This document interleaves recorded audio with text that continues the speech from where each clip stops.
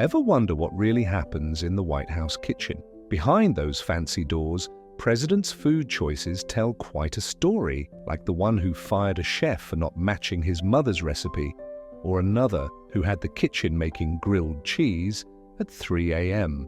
Speaking of surprises, Boston's own JFK shocked his hometown with his real feelings about seafood. And wait until you hear about Reagan's jelly bean obsession. There's more to that story than you've heard. From Biden's ice cream passion to FDR's controversial Depression-era menus, these White House food tales show us the real people behind the presidency. Grab a snack. You'll want one for these presidential kitchen secrets most Americans have never heard. If you love discovering hidden stories from American history, hit that subscribe button. Trust me, what's coming up next about presidential comfort foods will make you glad you did. Joe Biden. Let's start with our current president, Joe Biden. Remember those summer trips to your local ice cream shop? For Joe, that wasn't just a treat, it was family tradition.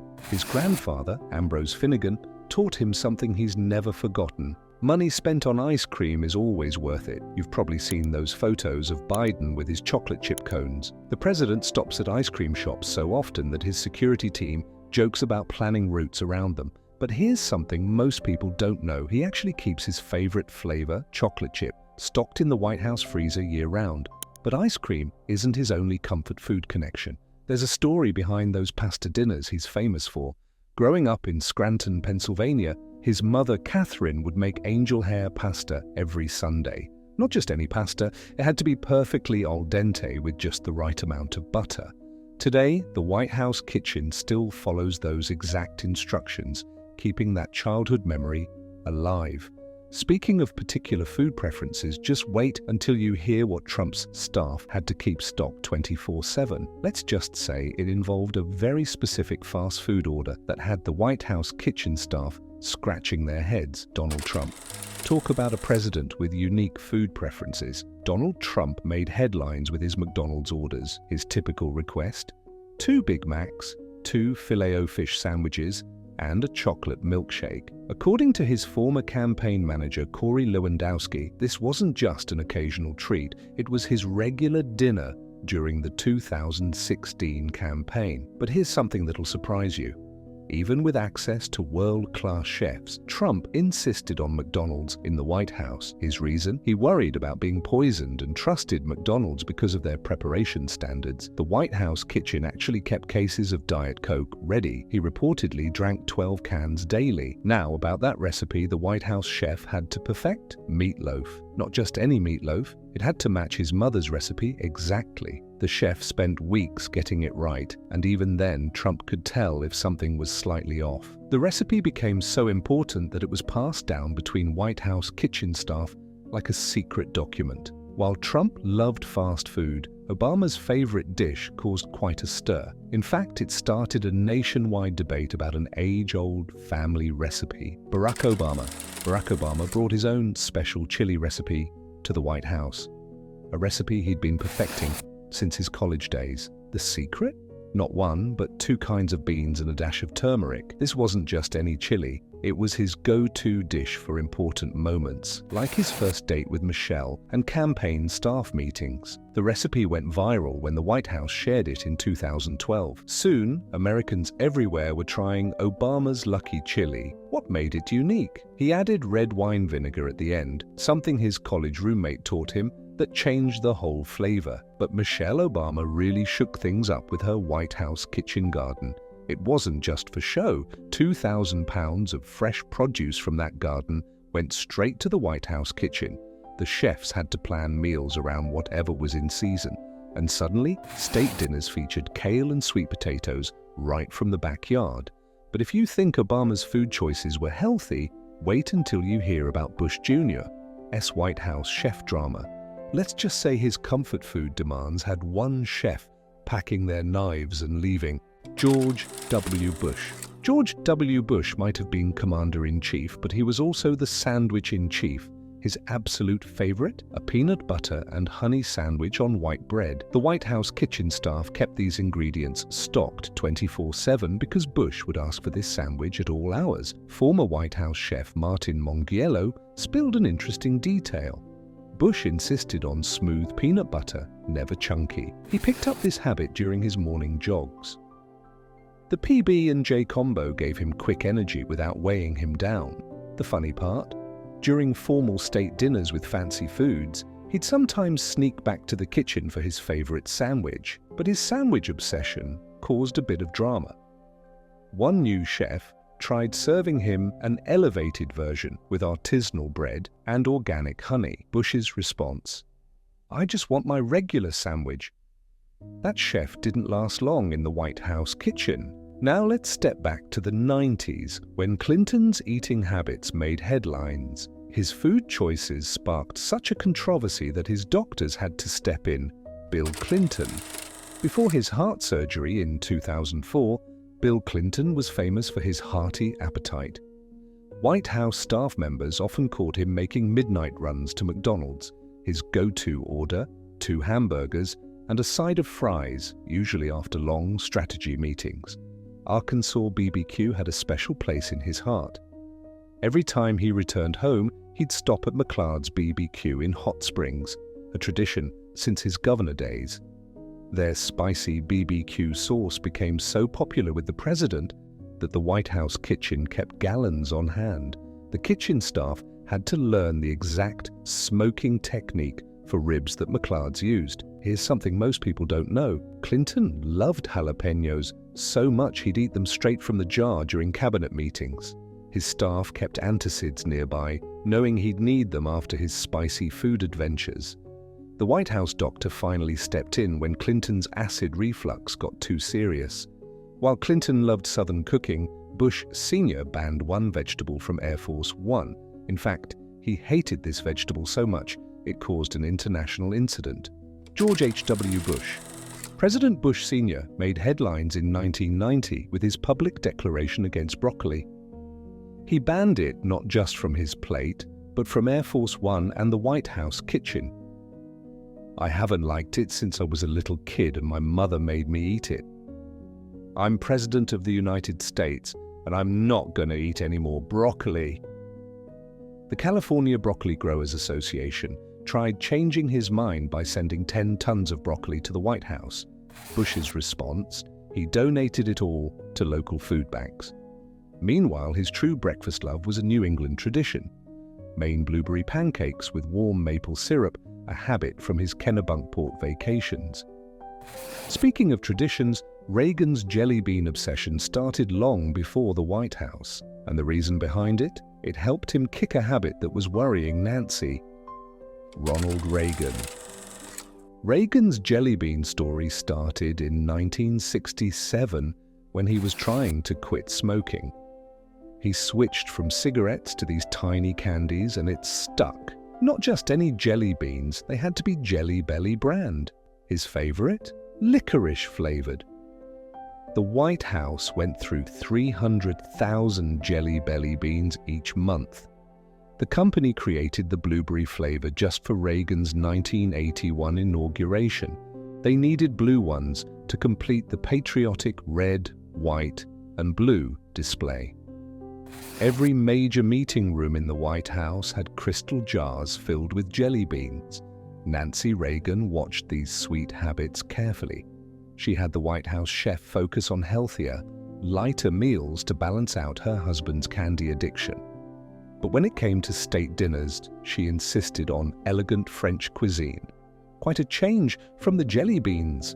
Speaking of food transformations, wait until you hear how Carter brought Southern cuisine north. His White House dinner parties had some very surprised guests. Jimmy Carter. Coming from a peanut farm in Plains, Georgia, Carter brought real Southern flavor to Washington. The White House menu suddenly featured grits, cornbread, and country ham. Foreign diplomats got their first taste of Southern barbecue at state dinners, quite different from the usual fancy French cuisine. Carter's Georgia roots showed up daily in his breakfast: cheese grits with butter and hot sauce. His sister Ruth's peanut butter pie became so popular that visiting dignitaries would request it. The recipe appeared in newspapers nationwide, causing a surge in peanut butter sales. One White House dinner made history when Carter served grits to French President Giscard d'Estaing. The French president's puzzled expression made front-page news, but he cleaned his plate and asked for the recipe. From Southern simplicity to fancy French cuisine, when the Kennedys moved in, White House dining would never be the same. John F. Kennedy, JFK, shocked Boston when he admitted he didn't like New England's beloved fish dishes. Despite his Massachusetts roots, he preferred simple soup, plain white fish soup or clam chowder. The White House chef had to perfect his Mother Rose's recipe for waffles, which he ate for breakfast most mornings. Jackie Kennedy turned White House dining upside down by hiring French chef René Verdon. Suddenly, state dinners featured beef Wellington and soufflés instead of American standards. The change sparked controversy. Some senators called it too fancy for American tastes. But JFK had a secret comfort food. His favorite sandwich was peanut butter, bacon, and lettuce on white bread. The White House staff kept this quiet, worried it might ruin his sophisticated image. While Kennedy went fancy, Johnson kept it Texas style, and his BBQ traditions caused quite a stir in Washington's high society. Lyndon B. Johnson. Talk about a president who knew his BBQ. LBJ transformed White House dining with Texas-sized portions and backyard cookouts. The White House kitchen had to install a custom BBQ pit just to keep up with his demands. His favorite? Texas-style ribs smoked for 6 hours with a dry rub recipe he kept secret from everyone except his personal chef. At his Texas ranch, nicknamed the Western White House, Johnson hosted legendary BBQ parties. These weren't your typical state dinners. Foreign leaders found themselves eating ribs with their hands while sitting on hay bales.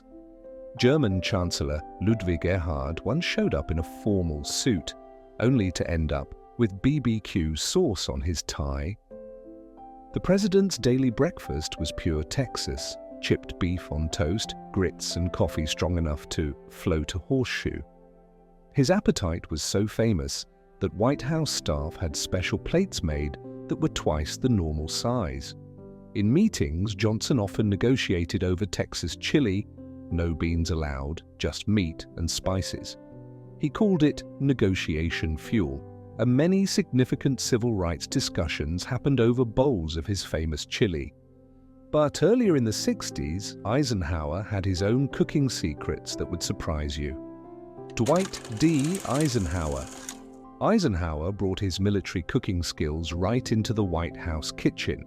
During World War II, he learned to cook for his troops, and that experience shaped his presidential meals. His most famous creation, a vegetable soup recipe he developed during the war that used every part of the vegetables, stems, leaves, and all.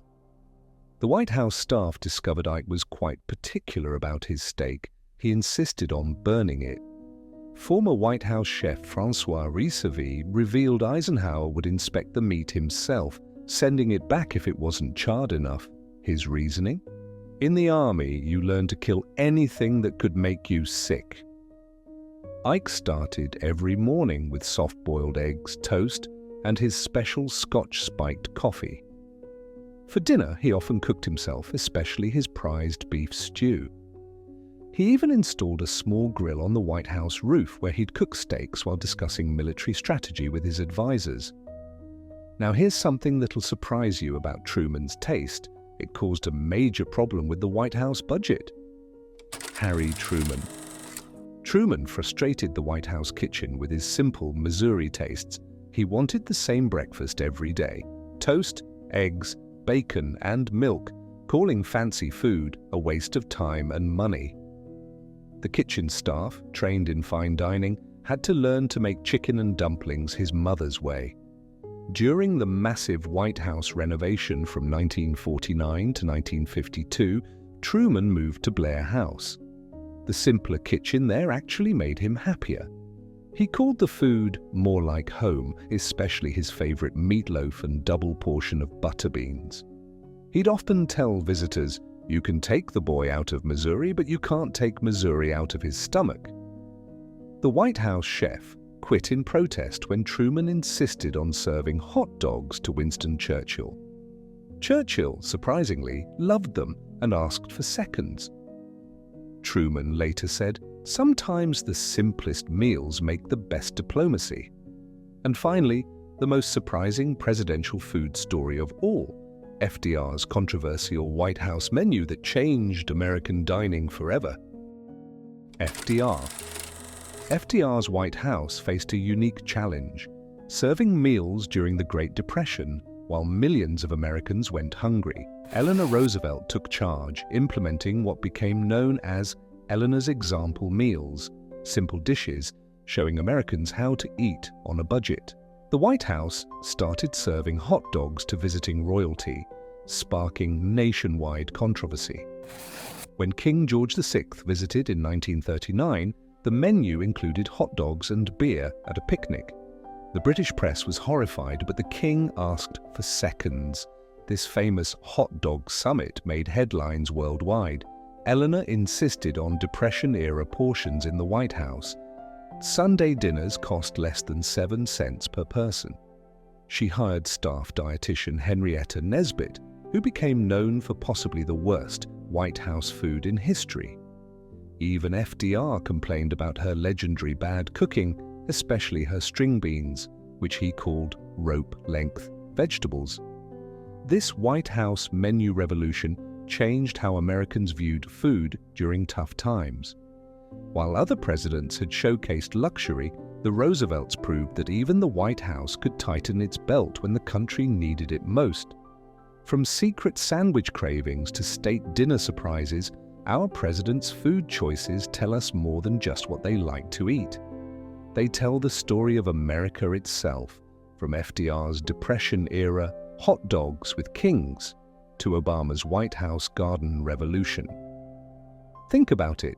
Biden's ice cream connects him to his grandfather, just like many of our own food memories.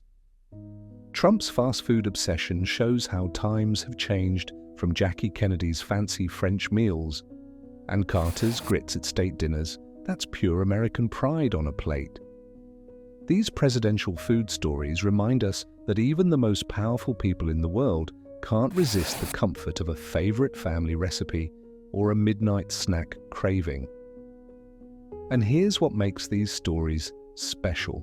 There are stories too. Maybe your grandmother had a secret recipe like LBJ's BBQ sauce, or maybe you understand exactly why Eisenhower insisted on burning his steaks.